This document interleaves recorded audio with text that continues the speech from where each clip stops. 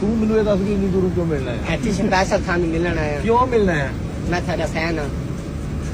यार इतने आना जाना सुख है खुदा दे बंदे क्यों एडी दूरों आउंदे हो? देख लो चाची मैं तारा फैन है। मैं आख्या से मैं पहुंच के रहना चाची को, तो वही गल है मैं पहुंच आया। तू करना की है? हाँ जी करना मैं मजदूरी करता हूँ। कादी यारी कहता फेरी लाई थी केले दी ते मेहनत मजदूरी कितने करी। पैसे कमा लेते हैं? चाची 400-500 फेरी मेरे को आ जाए तो तेरा नाम करा चलो अल्लाह। ਇਹਨੂੰ ਯਾਰ ਕਿਤੇ ਐਡਜਸਟ ਕਰੋ ਹੈ ਬੰਦਾ ਚੱਕਰ ਆਣਾ ਵਲੌਗ ਬਣਾਇਆ ਆਣਾ ਵਲੌਗ ਬਣਾਇਆ ਤਾਂ ਜੀ ਮੈਂ ਚਾਚੂ ਕੋਲ ਪਹੁੰਚ ਆਇਆ ਇਹਨੂੰ ਐਡਜਸਟ ਕਰੋ ਕਿਤੇ ठीक है चाची मैं अल्लाह से मिलना आया था। हर मूवी आपकी देखता हूँ, मेरे पास है माशाल्लाह। मेरे पास मैसेज भी आता है, तो मैं 5-6 बार आया हूँ आपसे मुलाकात ਕੀ ਕਰਨਾ ਚਾਹੁੰਦੇ ਹੋ ਦੱਸੋ मैं तो काम ही करना चाहता हूँ। ਗੱਡੀਆਂ ਦਾ ਕੰਮ ਕਰਨਾ ਚਾਹੁੰਦੇ ਪਹਿਲੇ ਕੀ ਕਰਦੇ ਰਹੇ ਹੋ पहले कपड़े का काम था, मेरा नुकसान हो गया 20-25-30 लाख। ਬਿਲਾਵਲ आप किधर से हैं?